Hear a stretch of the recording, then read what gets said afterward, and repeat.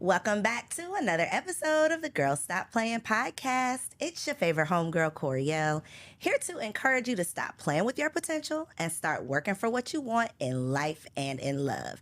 You already know that I believe you can make the money and get the honey. You can have it all as long as you are willing to work. And it's my goal to bring you the information and the conversations to help you do just that.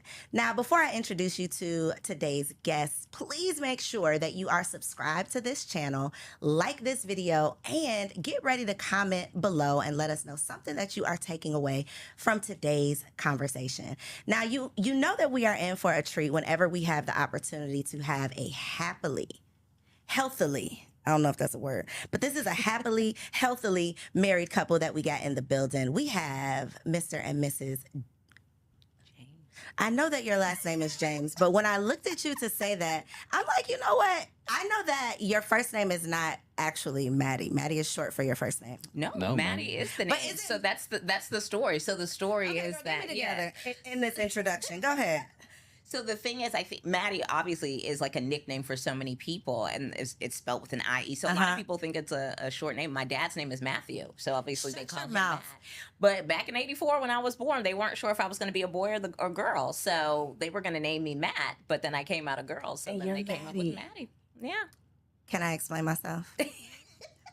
Okay, now Maya. I was about to say, now girl, Maya's story is wrong. different. Maya, my sister, is different. I was like, Yes. now if I got Yes. this wrong, she's really gonna kill me. Okay. We all just learned something. Okay, so we have the Jameses in the building. Maddie and Chris are here. Y'all welcome. Hey, Coach. Hey, how you doing? I'm excited to talk to y'all. It's always a treat when I can have a couple in the building because, you know, it'd be pulling teeth to get these men down to the studio, but Chris is in the building. Look at his face. Look at it. Pulling. Why the husbands? We were The so husbands- excited to see you. I am when glad. we saw you guys. Look, and the men, I'm like, y'all men need to get like a support group or something. A husband, father, manly They man. need to like have like more like guy strips and stuff. Like they really Yes. do because We're working on it. Yes, Yeah, me and the men behind the scene, we're working on it. Yeah, it's the He's like thing. part of the men's group at his church, which is so great because it's like all of them are like in the same walk of life. Yes. You know what I mean? And- Because like even our pastor's a millennial with small kids, so Got like you. all of them can relate to each other. And that's the thing as we like go through these life transitions. And like you mentioned, we saw y'all. I had a baby like a week prior. No, It's I couldn't literally, believe you were outside. Girl, I could not wait to get outside. Okay, you know, I was like in jail, like in a jail cell, crossing off on the calendar. I had crossed off that last day. Okay, and I was ready to get outside. But seeing other people, probably like the look on our face was just like somebody who understands Yeah. what is happening. Anytime I see a mom, it's just like, this is real ghetto. Anytime we're together and we see a couple, we're like, man, how are y'all doing it? And I think it was one of those moments like, y'all have 3 kids. Yeah. What is happening? Yeah. So let's start there. Yeah. Y'all have 3 children. We do. Yeah. How? Tell the people how old your children are and then just like how is life lifing? So we have 3 kids, 2 girls and a boy. Mesa, Caliana, and Christian. Mesa is 8, Caliana is 5, and Christian is 3. That's kind of wild because I've like seen them grow up like Yeah, they pretty much have Yeah. grown up online. so, seriously, yeah. because you were you when you had your first child. So the people who are like true to this and not new to Yes, this, they we've know. literally seen you Yes, become a mother, yeah. and you say 8. And I'm like, oh my god, how old am I? Yeah, If I've no, seen people you. like are upset, especially because Christian, our son, who is our youngest, he was a pandemic baby. He was born on the first day of 2020. He was born New Year's Day. So him and my father-in-law actually have the same birthday. Wow. So it's just funny. So people will see him. They're like, no, this is not the baby because he's 3. And I was like, no. He's grown now. Yeah. So, yeah. Chris, was it important to you to try for a son, or were you cool with 2 girls? No, I was actually good with 2 girls. Our birth story actually is, you know, we have 3 kids and we have 2 angel babies.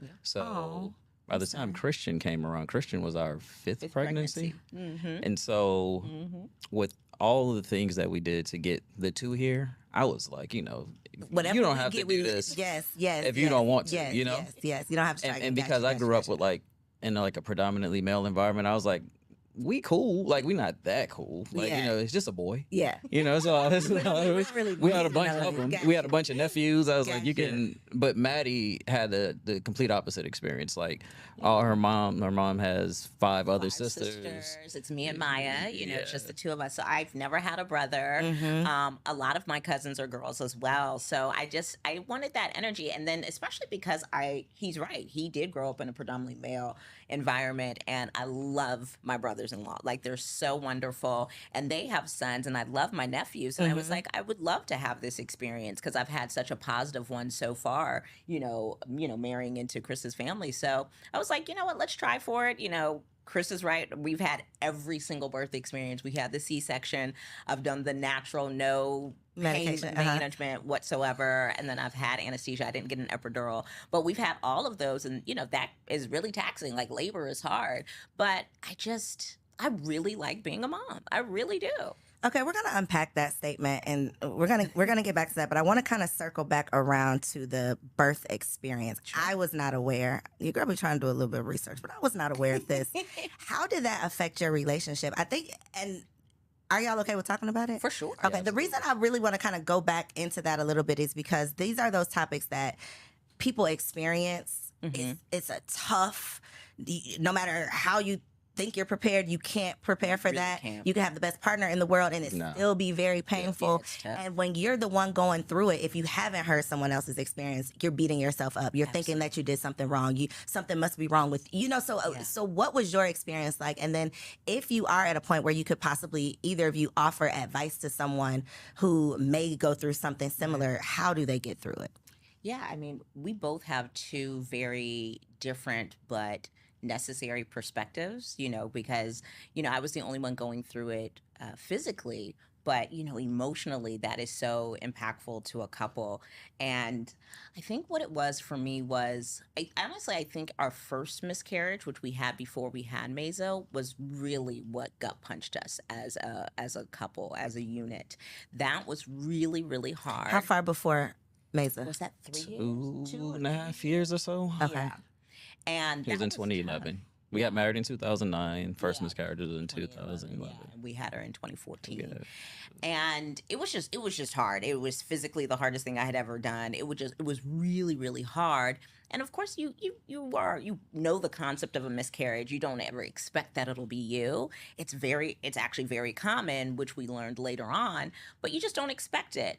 One of my favorite things about my husband is how honestly, how anointed he is, how he just gets the word immediately, his relationship with God. It's definitely helped me grow in my faith. But it was the first time I had ever seen Chris question God. That is how much it rocked us. And it was just tough. And then we didn't talk about it. We weren't in therapy at the time. We didn't talk about it. So it was that thing we swept under the rug, and then we started tripping over the rug, you know? And so we did get to a point where we did end up getting pregnant, had a healthy pregnancy. The labor was pretty traumatic. I ended up having an emergency C-section, lost a lot of blood to the point where they wanted to give me a transfusion. I was like, baby, it's between me and God, so no thanks. And that was a lot. And then probably about 1.5 years later, we got separated. And a lot of that was deeply rooted in not unpacking. The unhealed. Yeah, we were depressed for literally 4 years? So we spent a good 5 years in a active an active depression. Yeah. You know, it was one of those. What does that look like from your perspective, Chris? Like personally, and then your perception of what Maddie was going through. It just looked like work. And I realized that my coping mechanism was working more. Like I always thought I could just work my way out of things, right? Physical labor, right? And I've always been a fairly introspective person, but you know, what I learned on the back end is that I had to do more of the mental and emotional and spiritual work because, like Maddie said, I really did. I started questioning faith, and even to the point where I lost faith, right? Where it just didn't seem like it served me. And, you know, eventually you realize that that's not you that has that idea. But, you know, that idea comes from an enemy that's trying to get you further away from where you're supposed to be. But yeah, like Maddie spoke to the first one, it was it was just one of those things where you know, looking back on it, you're young, you don't know. It's a trial that you have to go through where it's just like, you know, I did everything right. Right? Why me? Yeah. How did this happen to why me, right? Like, I'm the person that, like, I love you, try though. to color God. inside the lines. Yeah. You know, try to color inside the lines, try to do the honoring the parents thing, you know, take care of my responsibilities at home and in the world, you know, approach the world as a responsible citizen. And it was just like, man, why me, right? And so you realize once you enter into this club, you know, of miscarriages and the Angel Baby Club, that it's a pretty big club. Huge club. But it's one of those things that we don't talk about until you get there. You notice that, you know, when you come across people, it's just the silent acknowledgement. Yeah. It's oh yeah, I've been there. And one of the things that really helped me get through it is that once we started to seek counsel on it, my spiritual counselor, my pastor, he had gone through it too. And the key takeaway when we went to individual counseling and marriage counseling and couples counseling while we were trying to, you know, get our stuff together was we didn't know that you were supposed to allow for the grieving process, right? When you go through it medically, you know, the medical profession has such like a jaded approach to it. It's like, yeah, this happens all the time. You know, like an in and out, a procedure, not a person. Right? Totally that. Yeah. And it's not something that they really consider that you have to labor with that entire process. They're just like, you know, physically you're okay, try again. That's pretty much what they told us. But emotionally, you have to go through a process, you know? Right? And it's not just you who's going physically through it; it's your partner as well. That's the part. And that was really, I mean, that was a big revelation, I think, for me in counseling for us in therapy. So had y'all gone to therapy? Had you gone to therapy like premarital or pre any of this or post? Was that like your first time going We into had done that? premarital, but once we got married, we had never done therapy until Gotcha. we got separated. Yeah. So what was immediately prior to the separation? What was like the final straw? I just think everything. I think everything just came together. It'd be like, you know, arguments. It would be, you know, focusing on work instead of each other. It would just be like, it just was, we were literally not ourselves. We were just like, It was like we had masks on. We were like not ourselves. We got caught up. Like we got too deep into our coping mechanisms, right? And because of our personality types, what ended up happening is because I lean introvert, I just got within myself, right?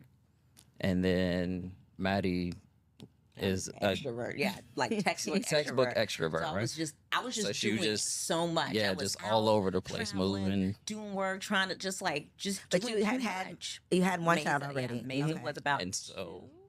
Yeah, when we got separated, she was about 2. So I, you know, trapped myself. I lost myself in like the work of just like being a dad and securing this one, right? Because I had felt when we had the first one, it was like we had the first miscarriage. I could not. There's an insecurity that comes in like knowing as a man I couldn't do anything about this. Right? Like I couldn't protect my wife from this. I couldn't protect the baby from this. I'm supposed to be doing this. Right? And so by the time Mesa came, I didn't realize I was kind of like overdoing it in the dad department. Like overcompensating. Yeah. And then with Maddie, because she was just like so like out in the world, because from what we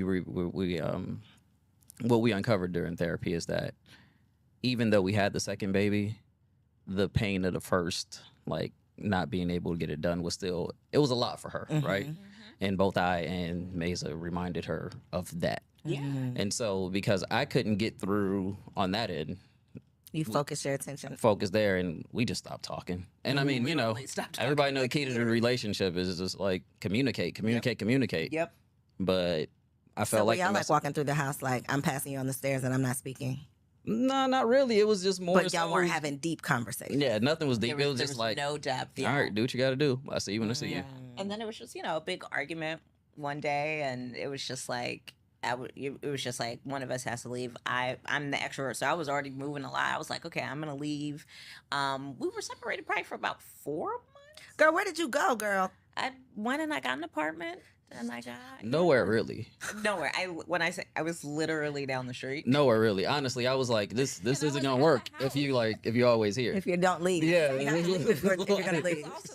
That was low key kind of hilarious. It was like, we're not even good at being separated. It's like, if you're here every day, then why are we paying a rent? Somewhere. And thank God for our village. I mean, and I talk about this all the time. It makes me emotional, but it was like, the way my mother-in-law showed up for me during our separation, you would have thought she was my mother. And, we're really fortunate because I talk about this all the time. Chris is the only person I've dated whose parents were together. Any boyfriend that I've ever had, his parents were divorced or they were never married and they weren't together. And both sets of our parents are, they're married and coincidentally married the same year. So this year, our parents will be married 43 years? 43. 43 years. So my parents this month, and I think his parents in August. And so, and they're certainly not perfect. I don't say that, but to have an example of what it looks like to work through, to fight through, and to not just throw in the towel. It's really important. And so then when my mom or my mother-in-law advised me, I could take them a little, seriously. It's like, you've done this. Yeah. You've been through some things. You're not just talking to me about what you heard about, what you saw on TV, what you think I should do. That's based on literally nothing. Exactly. And there was also, and I do say this, and I have such a wonderful relationship with my mom. Both of the moms are prayer warriors, thank God. But there was such a level of no judgment from my mother-in-law that literally saved my life. I talk about that all the time. It literally saved my life because when somebody's going through something, they probably already have a level of internal guilt and shame. They're already beating themselves up about it. That, like, any ounce of judgment would have probably broken me down. And so, we did immediately get into, because Chris is about the work. So even though we couldn't stand each other, he found me, my therapist, who ended up being our couples therapist as well. And it was literally prayer and therapy that we got back together. So obviously you all have this child, so I'm sure, so nobody is like, well, girl, just leave. Yeah. What were the messages though? Because so often we're not talking about it, or we're not saying the right things. But I think those examples come from women who have not gone through these things. So they don't necessarily see the need in you fighting for what you have. They don't see the value in keeping this family together. They want to cheer you on your own direction. And that could have led you, in two separate directions. What was the conversation like with your moms during that time? I think the thing that was really huge, and you see the opposite so many times, on social media, but the number one piece of advice from both my mom and my mother-in-law is that part of why you fight for your marriage is for your children. We have made marriage so self-absorbed, and it's like your marriage doesn't just affect you. My marriage affects my children.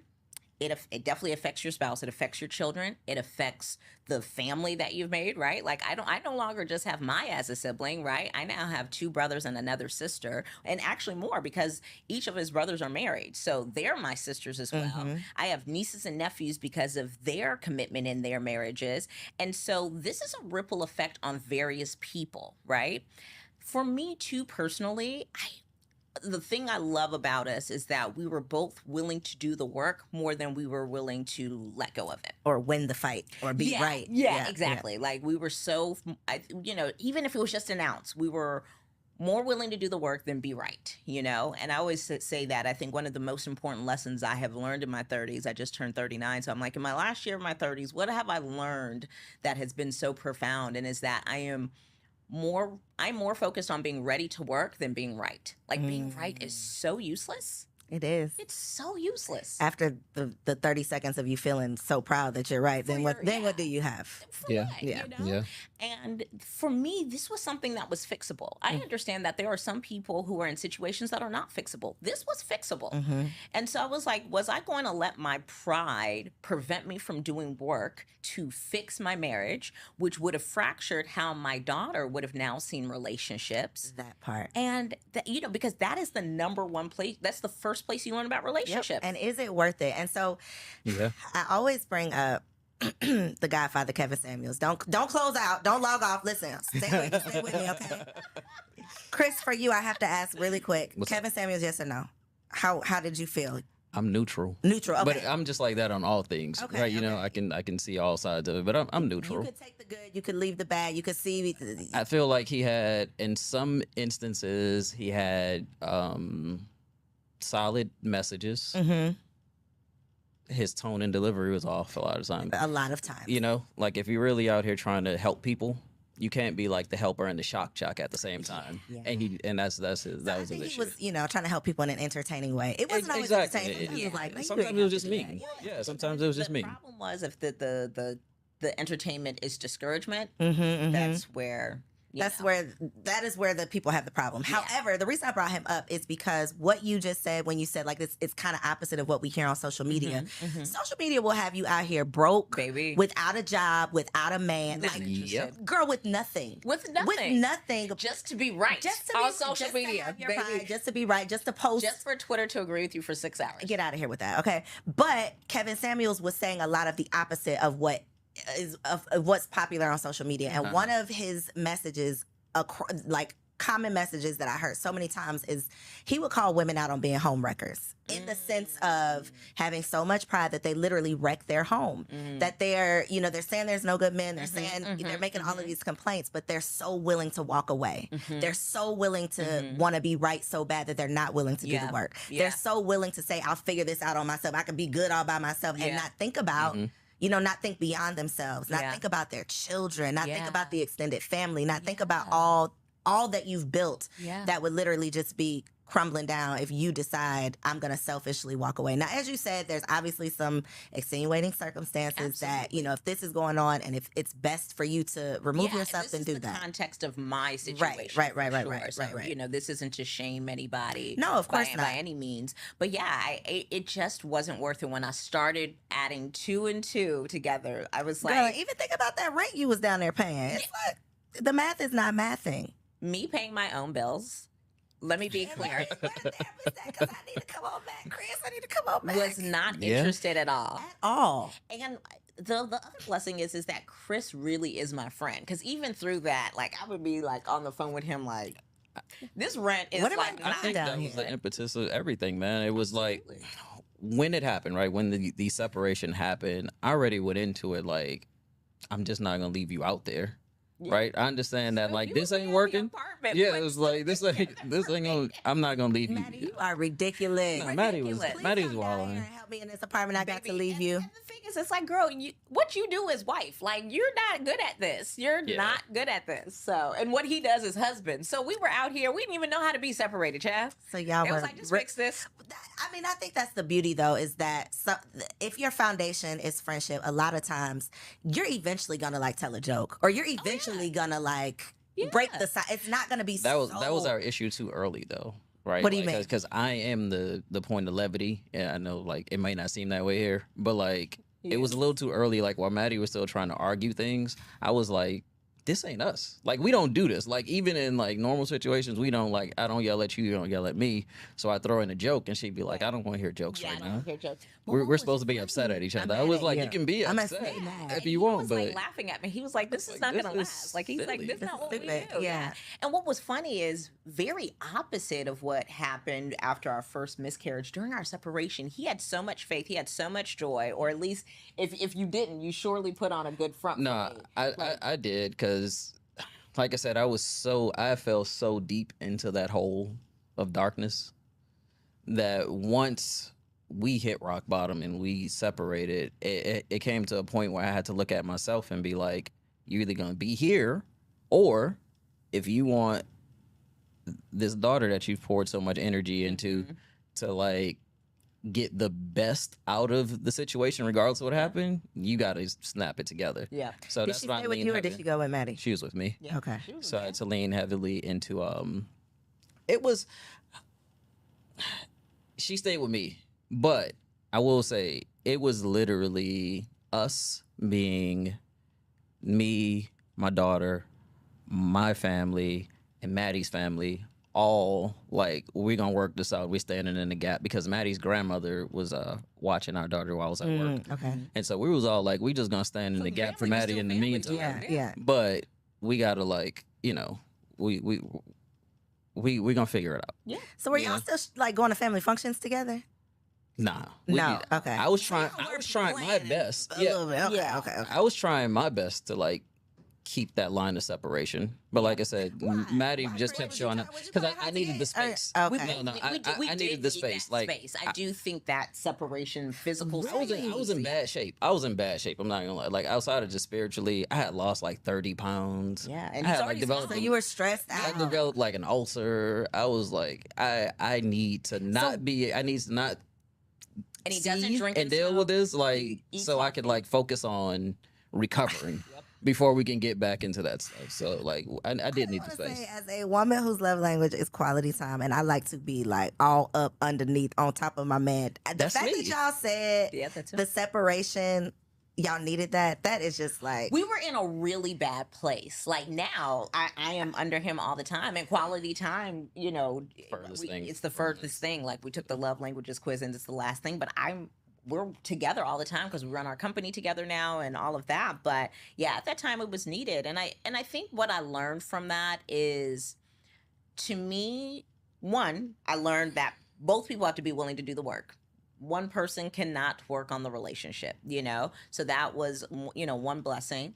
But then two, you have got to grieve, when you go through a miscarriage, you have got to grieve, and you have got to let your partner grieve, and you guys pull in the necessary resources and tools, right? Like if you need a spiritual advisor, if you need to go to therapy, if you need to be under your family more, like if your parents don't live in the same state, go fly and be under them. Like you really need to be nurtured. You know and what we give didn't space mention? to What did we nurture?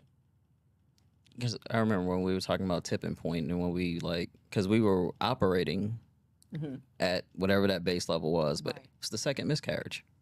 I was about to Yes. say, It when was did this happen? After Okay. Mesa was born. Yeah, after Maisel was So we had the one before, we had Mesa, then we had the one after. Yep. Second that's what- miscarriage. What? Okay. And that's what That is amplified. Actually, yeah, that is what amplified. So the did separation. you have any postpartum with Mesa? I did.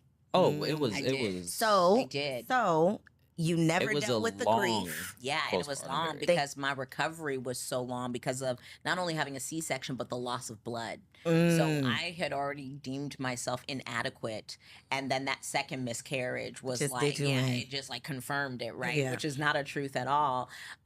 Only to have two kids later, Mhm, know. right. But yeah, I think that was really, really hard, and I never dealt with that. I never dealt with So that. even the second time, did you all try to deal with it the same way you did with the first?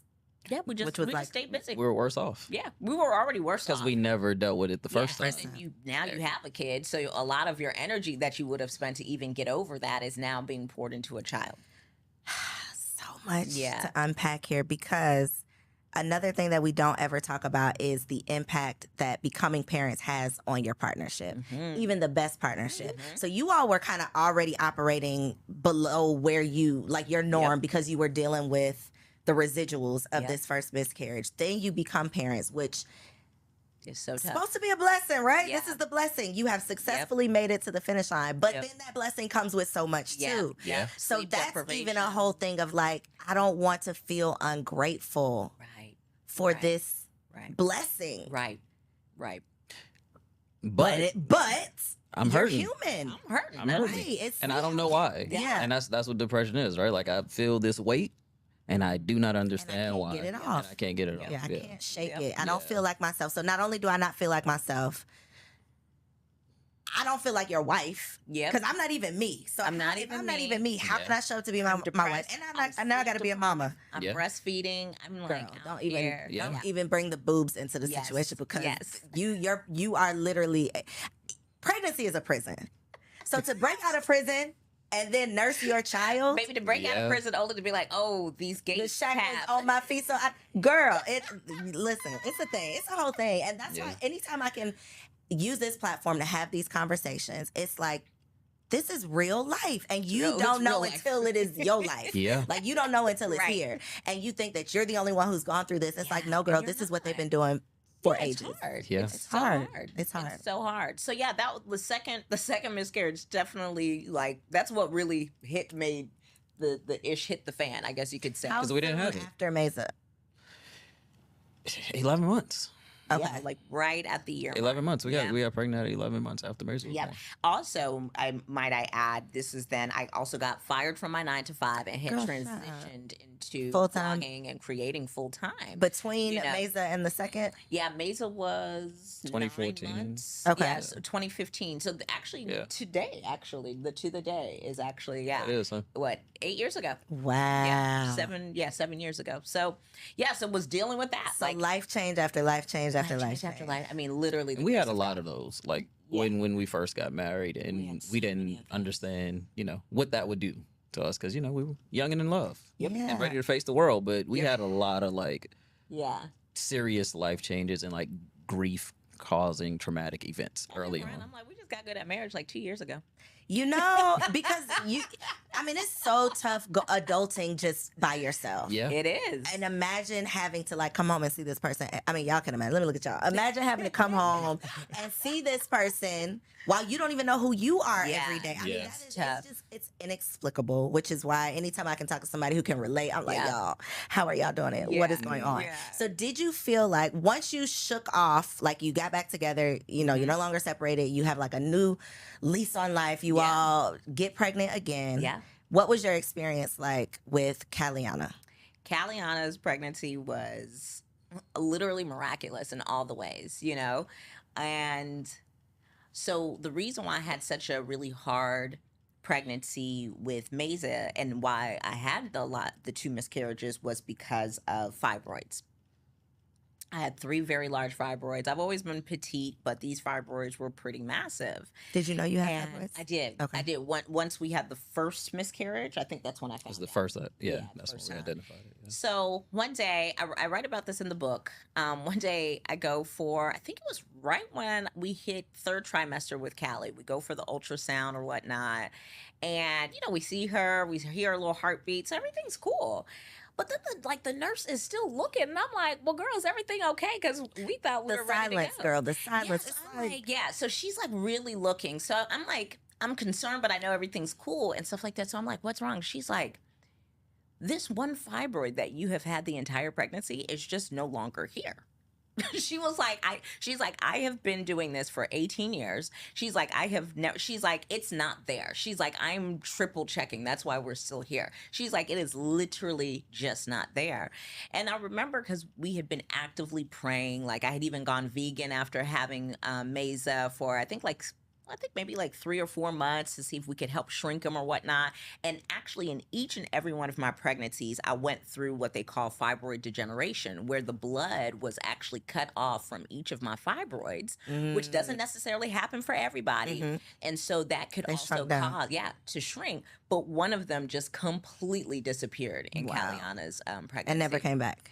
Never came back. I didn't realize that fibroids was ruining lives out here like this. It's really ruining lives. So you said you found out when you had the first miscarriage, but your whole entire life, when you got your annual exams, when you first got pregnant, nobody said nothing. That nobody is so has crazy. ever brought that up. And then when I started bringing it up to my mom and stuff, she's like, yeah, your aunt has this, and I'm like, why we ain't talk about this again? Why is this a secret? Why is it a secret? And even when we started having those conversations with doctors, and they were just like, oh yeah, this is normal. This is what Black women deal with. Black women have, and this is what you have to deal with. And then talking about the options behind it, and it was just like, and all the options are always surgery. It's like, oh yeah, you just cut yourself open. Oh, you can have a hysterectomy. Yeah. So I had Nicole Gardner Scott here, and we talked about her experience, which she didn't have a miscarriage, but she had a very hard time getting pregnant because of the fibroids, had the surgery. Just the experience of it. She didn't know about it. Talked to her mom. Her mom's like, it's just this whole thing. So literally last week, I don't remember who it was, but someone posted on Instagram that they had a hysterectomy. They had to get, and the number of women in the comments that were like, yeah, I had mine last month. Yeah, I'm scheduled for 2 weeks. It's just like the fact that so many women are going through this and they obviously don't have very many people in real life to connect with because they're right here on the internet. Sharing with strangers over this traumatic thing that they're going through. I didn't realize it was such a thing. Yeah, me neither. Until I was very open about it, with my mom and my mother-in-law and stuff like that, and just starting to talk about it. And we did thorough research about it because I was like, I do not want to go through what I went through with Mesa. Postpartum or anything like that. I had even researched like placenta encapsulation. I was just like, because I was like, whatever it takes for my postpartum to be great. Yeah. I think I didn't have postpartum depression with Callie or Christian. I remember with Christian, that was like the most energy I had ever had. I was like, how did it show up? How did your postpartum show up? Because I think that's the thing too. And I say this all the time. I think people be laughing at me, but I'm serious. Before I got pregnant, my thought of postpartum came from like an episode of ER when I was a little girl. It was like or Law and Order, like if you have postpartum, you want to hurt your child, you want to hurt yourself, and that's postpartum. That's it. It is such a range, and most people, I'm willing to say most people experience it in some ways, but it shows up differently. Yeah. So how did yours show up for you? I would just be like so spaced out and just think about like ways I could either hurt myself or like physically change myself to like be adequate for Chris and for Mesa. You know what I mean? I would just think about it. It literally felt like a dark cloud over me, and just like it was just in my mind. I just had such dark thoughts about. I didn't really have a lot about hurting Mesa because I was so fractured in my self-esteem and me as a person physically, because I was like, okay, I couldn't carry this one baby, I barely could carry this one, they had to cut her out of me. Girl, that's a whole thing. That is a whole thing. Beating yourself up around your birth experience. It's like, if the experience is not bad enough, what you do to yourself, the inadequacy of it all, the feeling like my thought was, how come my body couldn't do what it needed to do? Right. So that is a whole thing. Again, if you're the only one who's ever gone through it in your mind, then what's wrong with you? Exactly. Would you say that you had any type of, we don't ever talk about this with men, like what was your, I guess, postpartum experience? To be honest, it was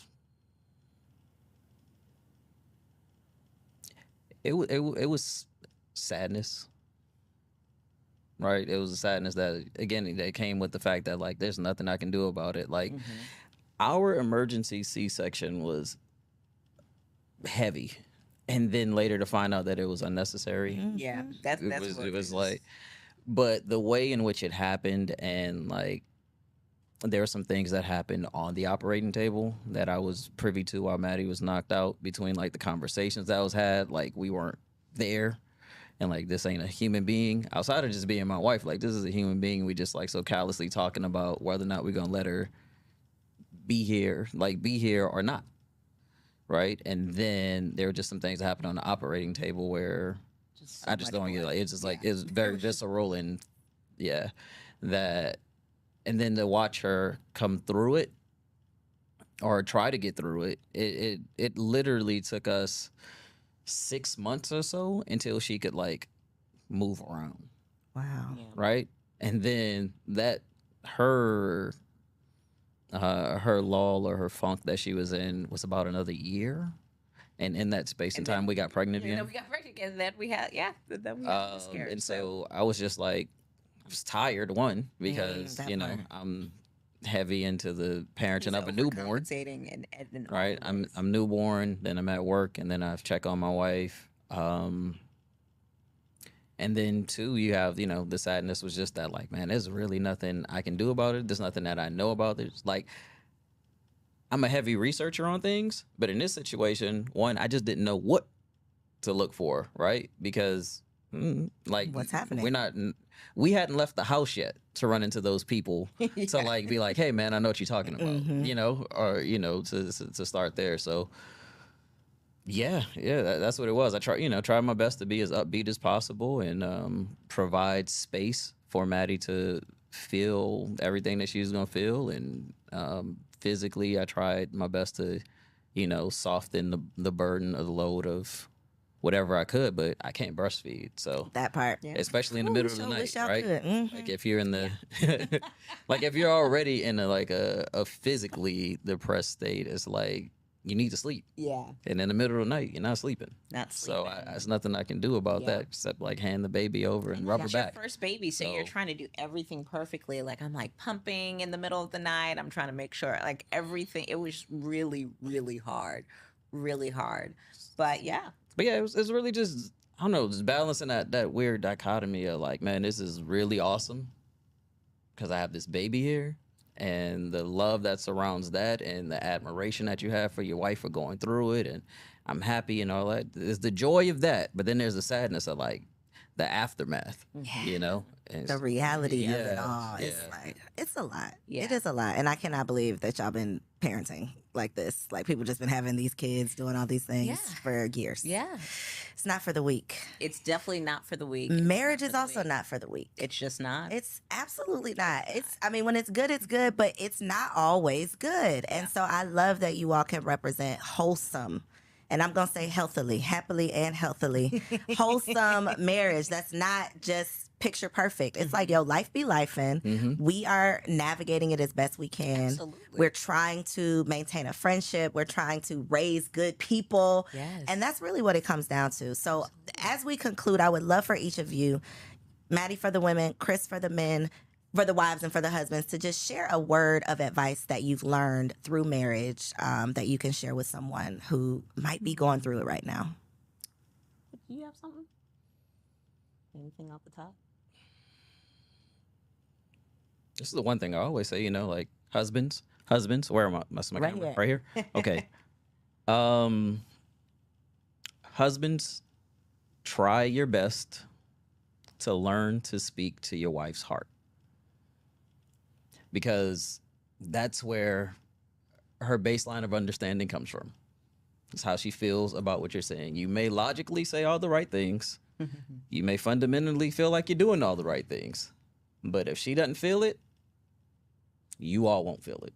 So try your best to do the things and say the words that speak to her heart.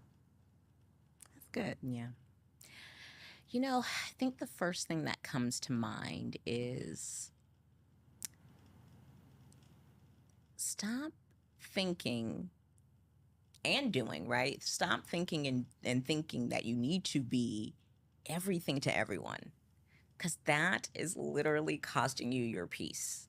And that is literally not your purpose. Your purpose is not to be everything to everyone. That's God's purpose, and He has it on lock.